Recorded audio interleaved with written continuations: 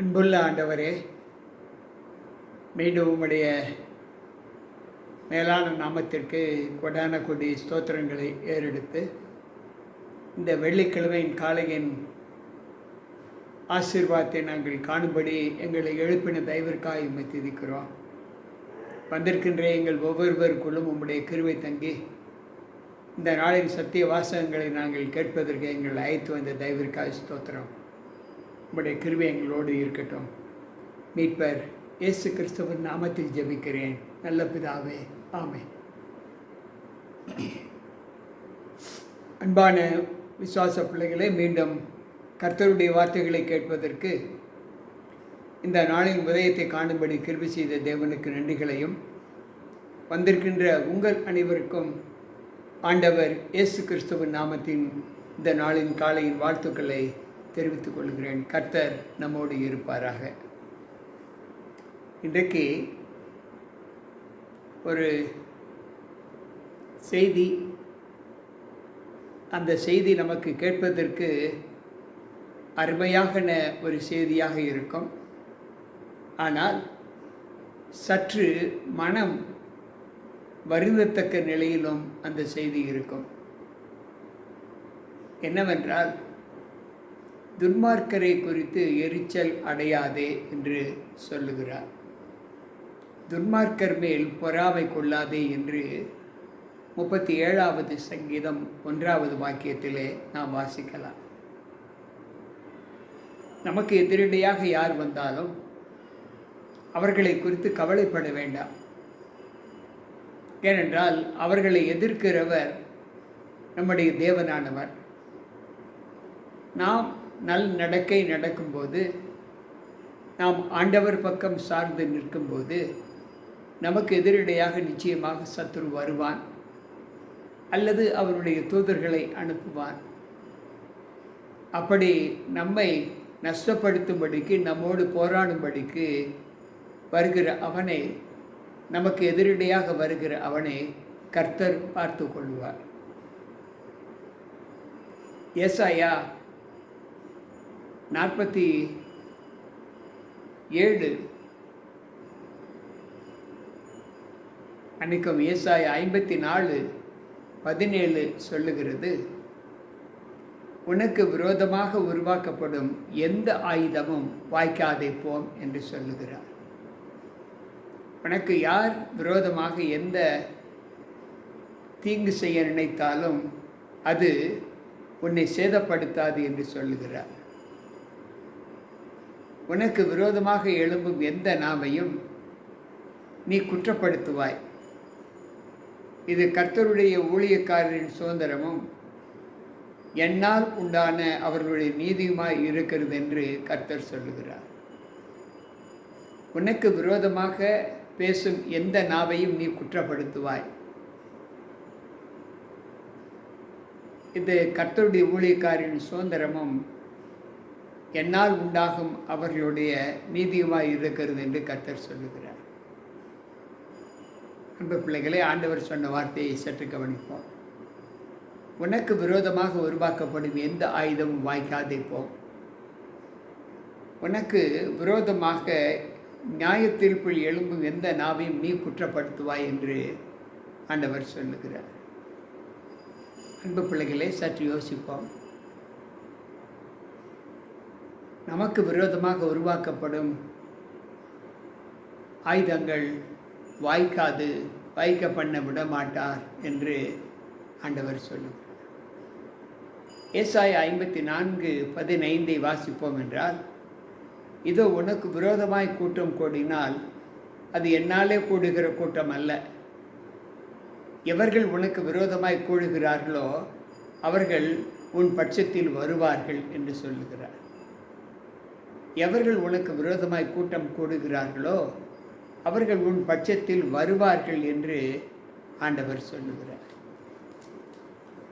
மத்தேயு 16வது அதிகாரம் 18வது வசனத்தை நாம் வாசிப்போம் என்றால், அங்கு ஆண்டவர் சொல்லுகிறார், மேலும் நான் உங்களுக்கு சொல்லுகிறேன், நீ பேதுருவாய் இருக்கிறாய். இந்த கல்லின் மேல் என் சபையை கட்டுவேன், பாதாளத்தின் வாசல்கள் அதை மேற்கொள்வது இல்லை. பேதுருவை பார்த்து ஆண்டவர் சொல்லும்போது, மேலும் நான் உனக்கு சொல்லுகிறேன், நீ பேதுருவாய் இருக்கிறாய், இந்த கல்லின் மீது நான் என் சபையை கட்டுவேன், பாதாளத்தின் வாசல்கள் அதை மேற்கொள்வது இல்லை என்று சொல்லுகிறார்.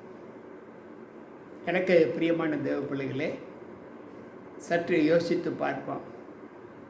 இந்த கல்லின் மீது ஆண்டவர் தம்முடைய சபையை கட்டுவேன் என்று வாக்கு கொடுக்கிறார். ரோமர்கள் நிருபம் 8வது அதிகாரம் 1வது வாக்கியத்தில், கிறிஸ்து இயேசுவுக்கு உட்பட்டவர்களாய் இருந்து மாமிசத்தின்படி நடவாமல் ஆவியின்படியே நடக்கிறவர்களுக்கு ஆக்கினை தீர்ப்பு இல்லை. கிறிஸ்து இயேசுவுக்குள் உட்பட்டவர்களாய் இருந்து மாமிசத்தின்படி நடக்காமல் ஆவியின்படி நடக்கிற பிள்ளைகளுக்கு ஆக்கினை தீர்ப்பு இல்லை என்று ஆண்டவர் சொல்லுகிறார். அப்படி என்றால் யாரெல்லாம் மாமிசத்தின் கிரியைகளுக்குள்ளாய் தங்களை ஒப்பு கொடுக்கிறார்களோ அவர்களுக்கு ஆக்கினை உண்டு என்று சொல்லுகிறார். ஆண்டவர் எவ்வளவு பாதுகாவலை நமக்கு கொடுக்கிறார். ஆண்டவருடைய குணலட்சணங்கள் நம்மை எவ்வளவு தேற்றிக்கொண்டு இருக்கிறது என்பதை யோசித்து பார்ப்போம். ஏசாயா தீர்க்கதரிசியின் புஸ்தகம் 50வது அதிகாரம் 8வது வாக்கியம் இப்படி சொல்லுகிறது, என்னை நீதிமான் ஆக்குகிறவர் சமீபமாய் இருக்கிறார், என்னோடு வழக்காடுகிறவன் யார்? ஏகமாய் நிற்போமா? யார் எனக்கு எதிராளி? அவன் என்னிடத்தில் வரட்டும் என்று சொல்லுகிறார். என்னை நீதிமானாக்குகிறவர் என் சமீபமாய் இருக்கிறார், என்னோடு வழக்காடுகிறவன் யார்? ஏகமாய் நிற்போமாக. யார் எனக்கு எதிராளி? அவன் எனக்கு முன்பாக என்னிடத்தில் வரக்கடவன் என்று சொல்லுகிறார். அன்பு பிள்ளைகளை, சற்று யோசித்து பார்ப்போம். ஒவ்வொரு நாளும் நம்முடைய வாழ்க்கையில் நாம் ஆண்டவர் பக்கம் நிற்கும்போது நமக்கு விரோதமாக இருக்கக்கூடிய எல்லா காரியத்தையும் ஆண்டவர் வாய்க்க செய்வார். நமக்கு விரோதமாக எந்த ஆயுதத்தையும் அவர் எழும்ப பண்ண மாட்டார் என்று வேதம் சொல்லுகிறது.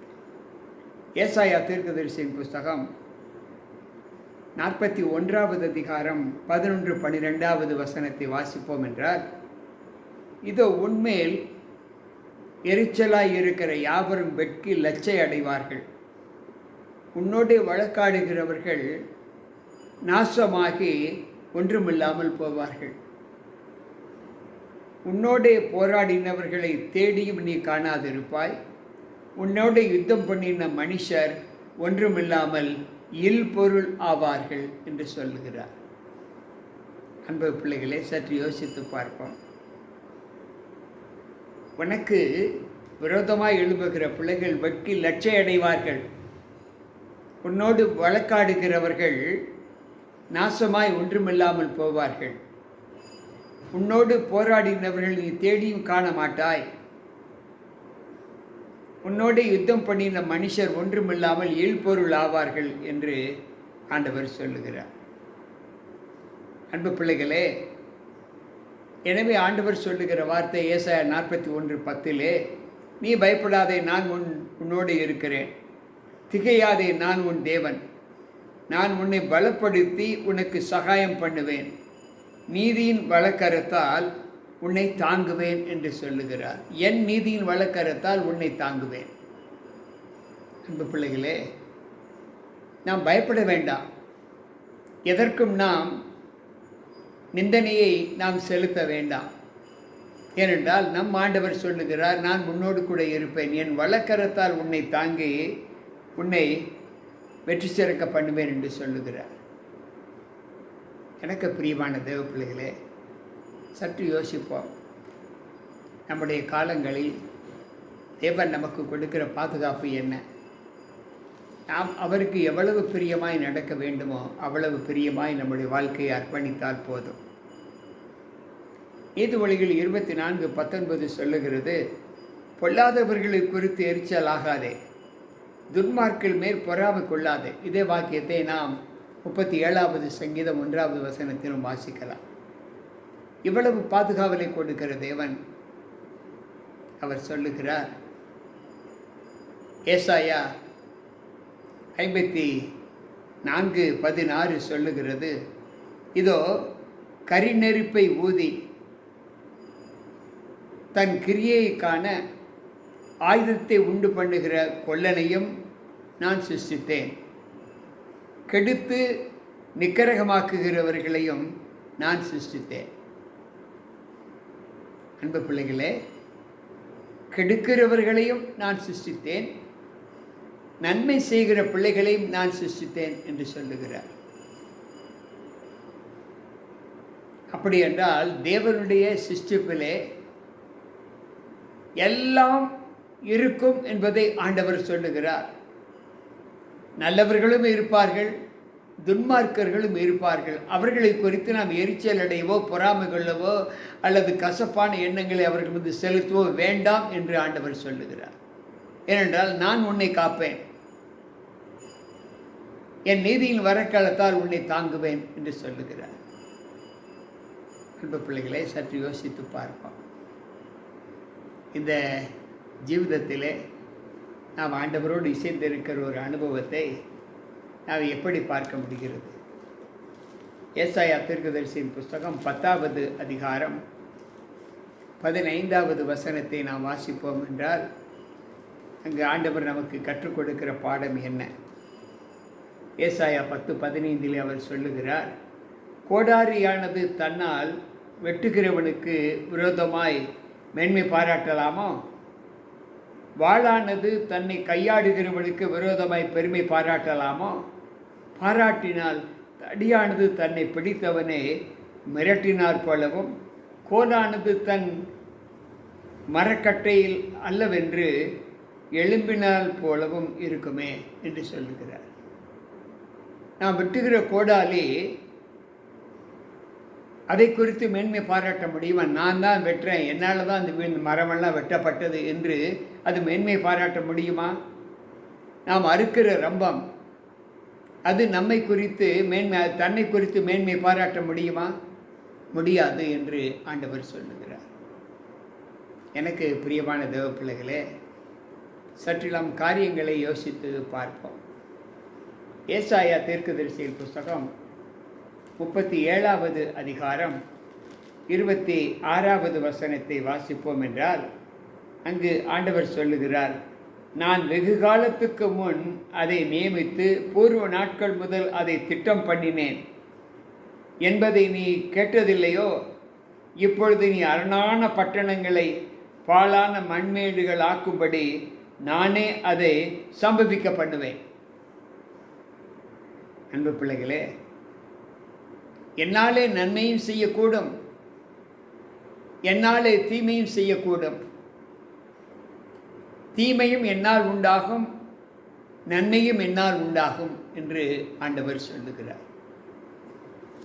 அப்படி என்றால் இந்த லோகத்தில் தேவருடைய கிருபையின் கரம் எப்படியெல்லாம் நம்மை வழி நடத்துகிறது என்பதை நாம் சற்று யோசித்து பார்ப்போம். நமக்கு எதிரடியாக ஆண்டவர் எந்த காரியத்தையும் வாய்க்க அனுமதி கொடுக்க மாட்டேன் என்று உத்தரவாதம் செய்கிறார். எனக்கு பிரியமான தேவ பிள்ளைகளே, இன்றைக்கு இந்த சத்தியம் நம்மை நிச்சயமாக விழிப்புணர்வு அடைய செய்து, இனிமேலும் நம்முடைய காலகட்டங்களில் துன்மார்க்கர் மீது பொறாமை கொள்ளவோ, எரிச்சல் அடையவோ, கோபம் கொள்ளவோ, வன்கண் காட்டவோ நாம் அந்த சூழ்நிலையில் இருக்கக்கூடாது என்று ஆண்டவர் நமக்கு கற்றுக் கொடுக்கிறார். கேட்டுக்கொண்டிருக்கிற நீங்களும் நானும் நமக்கு விரோதமாய் செயல்படுகிற பிள்ளைகளுக்காக நாம் ஜெபிப்போம். காலம் அவர்களை சந்திக்கட்டும், தேவனுடைய வார்த்தை அவர்களை சந்திக்கட்டும். எனக்கு பிரியமான தேவ பிள்ளைகளே, இந்த நல்லிணக்கம் ஒவ்வொரு மனிதனையும் தேவ சமூகத்தில் எப்படியெல்லாம் ஈர்க்கு சமாதானத்தை உண்டு பண்ணி அன்பை வளர்க்கிறது என்பதை நாம் அறிந்து கொள்ள வேண்டும். எனவேதான் ஆண்டவர் அன்புள்ளவர் என்று சொல்லுகிறார். அவர்களை உலகம் அன்புள்ள தேவன் என்று பாராட்டுகிறது. ஏனென்றால் அவர் பகைமைக்கு ஒரு நாளும் அவர் தேவன் அல்ல. பகைமையை அவர் முற்றிலும் தன் வாழ்க்கையில் வெறுக்கக்கூடிய ஒரு மனிதர். அப்படி இருக்கும்போது நாம் இன்றைக்கு பகைமை உணர்வு காண்பித்து நமக்கு உள்ள அந்த உறவு பந்தங்களை நாம் மறக்கவும் துண்டிக்கவும் செய்கிறோமே, இது எப்படி? சற்று யோசிப்போம். இதற்கெல்லாம் காரணம் நாம் துன்மார்க்கரை பார்த்து அவர்கள் செய்கிற செய்கைகளை பார்த்து எரிச்சலடைந்து கோபமடைந்து பொறாமை கொள்வது தான் என்பதை ஆண்டவர் கற்றுக்கொண்டார். எனக்கு பிரியமான தேவ பிள்ளைகளே, ஆண்டவர் சொல்லுகிறார், உன்னை நான் தாங்குவேன், ஏந்துவேன், சுமப்பேன். எந்த நிலையில் வந்தாலும் நான் உன்னை தாங்குவேன், உன்னை ஏந்துவேன், சுமப்பேன். முதிர் வயதாகும்படி அப்படி செய்வேன், இனிமேலும் அப்படி செய்வேன் என்று வாக்கு கொடுக்கிறார். இன்றைக்கும் எந்த நிலையிலும் நாம் துன்மார்க்கின் மீது பொறாமை கொள்ளவோ, சினம் கொள்ளவோ, கோபம் கொள்ளவோ, எரிச்சலடையவோ வேண்டாம் என்று ஆண்டவர் கற்றுக் கொடுக்கிறார். அதன்படி நடக்க தேவ சமூகத்தில் நம்மை ஒப்புக் கொடுப்போமா? அன்பு ஆண்டவரே, உம்முடைய வார்த்தைகளை கேட்ட எங்கள் ஒவ்வொருவருக்குள்ளும் உம்முடைய கிருபையின் கரம் நல்வழிப்படுத்தி எங்களை நல்லவராக்கிய ஒரு எண்ணத்தோடு நாங்கள் இந்த நாளை ஆண்டவரை ஆசரிக்க வந்திருக்கிறோம்.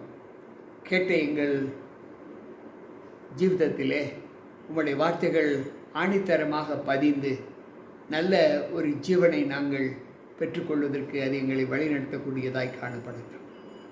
கேட்ட ஒவ்வொரு பிள்ளைகளோடும் உம்முடைய கிருபை இருந்து பாதுகாத்துக்கொள்ளும். ஆண்டவர் இயேசு கிறிஸ்துவின் நாமத்தில் ஜெபிக்கிறேன் நல்ல பிதாவே, ஆமென். அன்பானவர்களே, மீண்டும் நாளை சந்திப்போம். கர்த்தருடைய இந்த ஆசீர்வாதத்தோடு இந்த நாளை துவக்குவோம். கர்த்தர் நம்மோடு இருப்பாராக. உங்கள் போதகர் ஜி.கே. ராபர்ட்.